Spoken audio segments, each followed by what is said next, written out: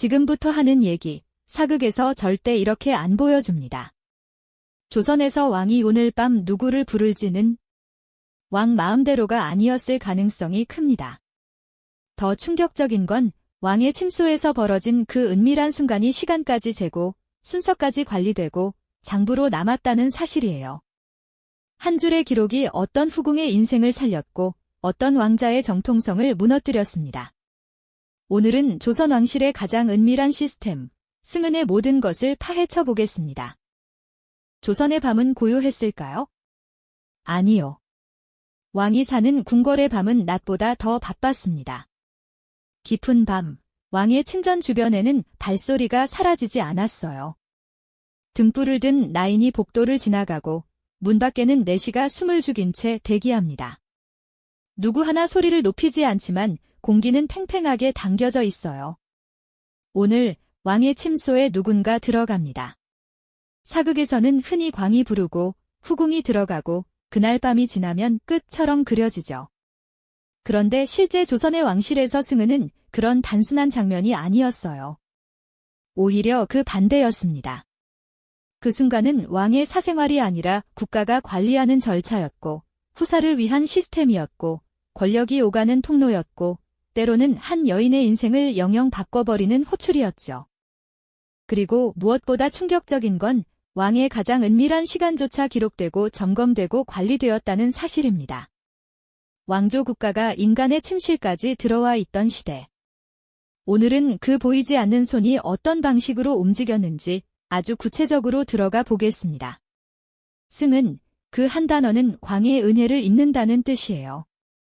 하지만 조선에서 승은은 단순한 총애가 아니라 후사, 즉 왕실의 대를 잇는 문제와 직결된 일이었습니다. 왕자가 태어나지 않으면 나라가 흔들립니다. 계승을 둘러싼 싸움이 시작되고 그 틈으로 외척이 끼어들고 붕당이 흔들고 결국 백성의 삶까지 흔들리죠.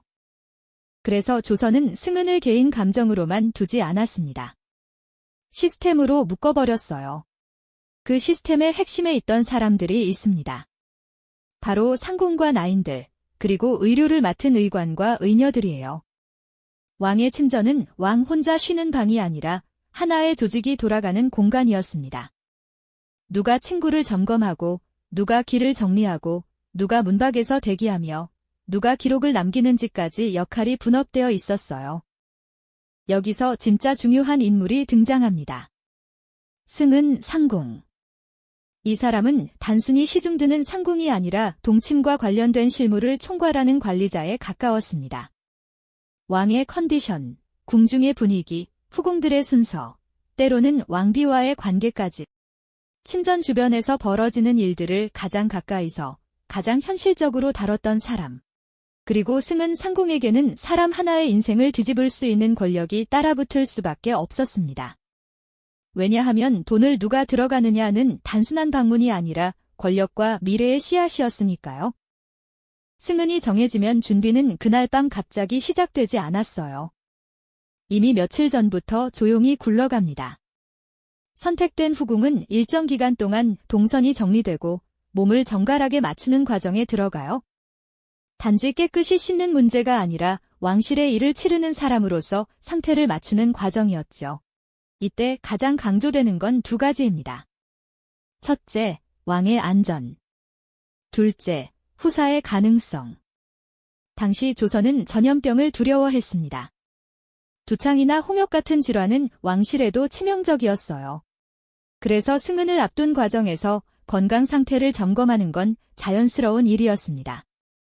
의녀가 맥을 보고 몸 상태를 살피며 혹시라도 왕에게 해가 될 만한 요소가 없는지 확인합니다. 궁궐은 화려하지만 동시에 극도로 예민한 공간이었거든요. 왕이 쓰러지면 나라가 흔들리니까요. 음식도 달라집니다. 자극적인 음식, 컨디션을 흔드는 것들은 피하려 했고 몸을 안정시키는 식단을 맞추려는 흐름이 있었어요.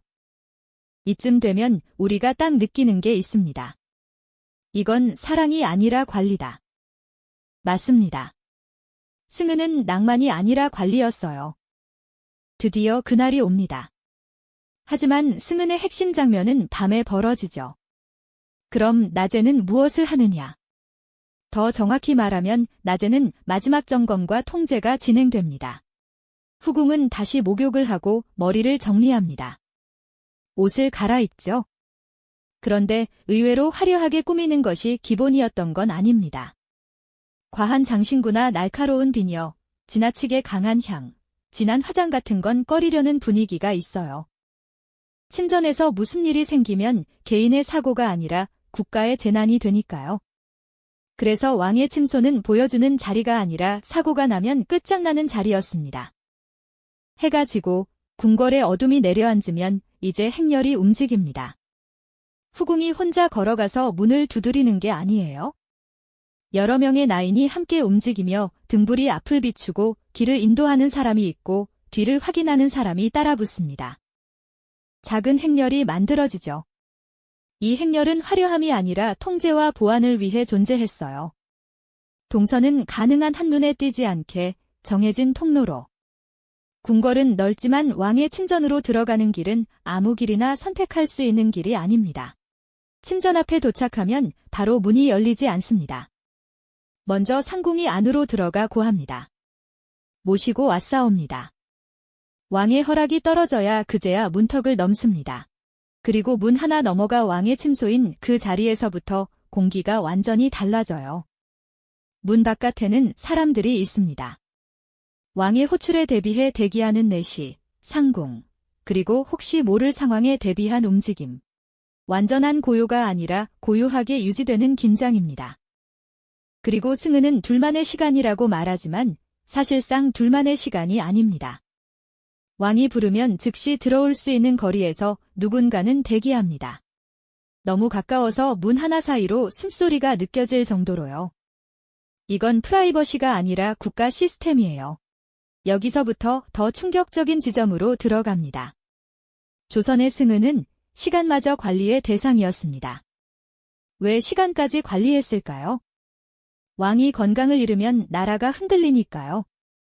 그래서 왕의 컨디션을 보전한다는 명분 아래 과도한 소모를 경계하려는 시선이 존재할 수밖에 없었습니다. 전해지는 이야기 가운데는 향의 연소 시간을 기준으로 시간을 가늠했다는 전승도 있어요. 향은 일정한 속도로 타니까요.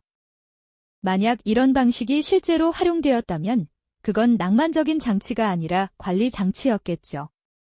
마마, 시각이 깊었사옵니다 같은 말 한마디가 체면을 세워주면서도 시간을 조절하는 신호로 기능했을 가능성도 있습니다. 그리고 이제 동침이 끝나면 끝일까요? 대부분의 사람들은 여기서 이야기가 끝난다고 생각합니다. 하지만 조선은 여기서부터 시작합니다. 진짜 중요한 건 그 다음이에요. 바로 기록입니다. 조선은 기록의 나라였습니다. 왕의 하루를 적는 문화가 있었고 궁중의 일을 남기는 체계가 있었어요. 승은 또한 예외가 아니었습니다. 누가, 언제, 어떤 맥락에서 승은을 입었는지. 그 정보는 사생활의 메모가 아니라 후사를 증명하고 왕실의 정통성을 관리하는 자료가 될 수 있었죠. 왜 그렇게까지 자세해야 했을까요? 첫째, 후사 때문입니다. 임신이 되면 턴제가 중요해집니다. 날짜가 맞지 않으면 정통성이 흔들릴 수 있어요. 왕실에서 출산은 축복이면서 동시에 정치였고 증거였고 논쟁의 씨앗이었습니다. 기록이 있다는 건 누군가에게는 보호막이지만 누군가에게는 칼이 됩니다. 둘째, 왕의 건강관리 때문입니다. 왕이 무리하면 안 됩니다. 의관들은 왕의 컨디션을 지켜야 하고 필요하면 절제도 권해야 해요. 용체를 보전하셔야 하옵니다. 이 말은 예의가 아니라 국가 운영의 논리였습니다. 셋째, 권력의 균형 때문입니다. 누가 자주 승은을 입느냐는 곳 궁중 권력의 흐름이 됩니다. 총애받는 후궁의 친정이 힘을 얻고 반대로 밀려나는 쪽은 조용히 사라져요. 이건 감정 싸움이 아니라 조선 정치의 혈관 같은 문제였죠. 여기서 중반 반전 하나 들어갑니다. 승은은 원래 후사를 위해 관리되는 제도였습니다. 그런데 어떤 왕이 이 질서를 무시하면 그 순간부터 승은은 사생활이 아니라 정치 폭탄이 됩니다. 대표적으로 극단적 사례로 자주 언급되는 시기가 연산군 때예요. 절차와 규범이 흔들리면 침전은 안정을 만드는 공간이 아니라 혼란을 퍼뜨리는 공간으로 변합니다. 왕이 규칙을 무시하는 순간 생기는 건 딱 하나예요. 궁궐 내부의 균형 붕괴. 누가 더 자주 불려 들어가는지에 따라 후궁의 친정이 커지고 반대편은 밀려나고 궁궐의 소문이 정치의 언어로 바뀝니다. 그리고 결국 침전에서 시작된 기울어진 권력이 다음날 조정의 표정과 정책까지 바꿔버려요. 그러니까 조선에서 승은은 이렇게 요약됩니다. 침실에서 시작됐지만 끝은 정치였다. 그렇다면 후궁이 많으면 그 스케줄은 어떻게 돌아갔을까요? 원칙상 왕비가 우선시되는 구조가 있었고 후궁들도 풍계에 따라 질서가 존재했지만 인간이 있는 곳에는 늘 예외와 감정과 정치가 끼어듭니다. 승은 상궁은 단순한 달력 정리꾼이 아니라 건강, 임신 가능성, 궁중 분위기, 왕의 정치 일정, 왕의 컨디션까지 고려해 현실적으로 운영해야 했습니다. 그리고 바로 그 운영이 권력이 됩니다. 누구를 오늘 보내느냐, 누구를 다음 달로 미루느냐, 누구에게 기회를 주느냐. 그 차이가 어떤 집안의 미래를 갈라놓을 수 있었어요. 그래서 후궁들의 경쟁은 단순한 질투가 아니었습니다. 생존이었죠. 승은을 입는다는 것은 영광이기도 하지만 어떤 이에게는 공포였을 겁니다. 원치 않는 호출일 수도 있고 거절할 수 없는 운명일 수도 있으니까요. 궁궐은 선택의 공간이 아닙니다. 들어오는 순간부터 내 뜻은 점점 작아지고 체계가 커져요. 승은을 자주 입는 사람은 올라가고 한 번도 기회를 얻지 못하는 사람은 조용히 늙어갑니다. 젊은 나이에 들어와 단 한 번도 광의 얼굴을 가까이서 보지 못한 채 궁궐 한 귀퉁이에서 사라져간 삶 기록에는 크게 남지 않지만 그 침묵이야말로 궁중의 또 다른 현실이죠. 왕들도 모두 같지 않았습니다. 어떤 왕은 규칙을 지키려 했고 균형을 고민했습니다. 어떤 왕은 특정 후궁에게 마음이 쏠렸고 그때마다 궁중 권력의 무게추가 기울었습니다. 또 어떤 왕은 후사 압박 자체를 부담스러워했을 수 있어요. 왕도 인간이니까요. 끊임없이 후사를 만들어야 한다는 압박, 궁중 여인들 사이의 균형, 정치 세력의 눈치, 그 모든 것이 침전문 앞까지 따라옵니다. 신하들은 후사를 이유로 왕의 사생활까지 밀어붙였고 궁중은 안전을 이유로 후궁의 사생활을 통제했습니다. 그리고 그 사이에서 가장 자유롭지 못한 사람은 의외로 왕일 수도 후궁일 수도 있습니다. 둘 다 개인이 아니라 제도였으니까요. 결국 조선의 침전은 침실이 아니라 작은 국가였습니다. 조명도, 동선도, 대기도, 기록도, 의료도 모두가 혹시 모를 위험과 후사의 필요라는 두 축 위에서 움직였어요. 우리는 사극에서 화려한 장면만 보지만 그 화려함 뒤에는 수십 명이 움직이는 조직이 있었고 한 번의 호출이 한 사람의 인생을 바꿀 수 있는 구조가 있었고 그 은밀한 시간조차 기록하는 나라의 무서운 질서가 있었습니다. 오늘 이야기 한마디로 정리하면 이거예요. 조선의 왕은 가장 은밀한 순간조차 개인으로 살 수 없었습니다.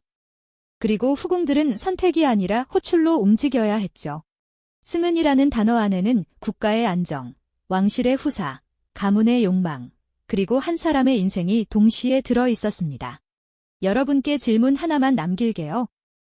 왕의 사생활까지 기록하는 조선의 시스템, 여러분은 필요한 통제라고 보시나요? 과한 감시라고 보시나요? 댓글로 여러분 생각을 들려주세요. 오늘 영상이 흥미로우셨다면 좋아요와 구독 부탁드립니다. 구독과 좋아요는 제작자에게 정말 큰 힘이 됩니다. 지금까지 귀로 읽는 역사책이었습니다. 다음 시간에는 더 유익하고 흥미로운 역사로 돌아오겠습니다. 시청해주셔서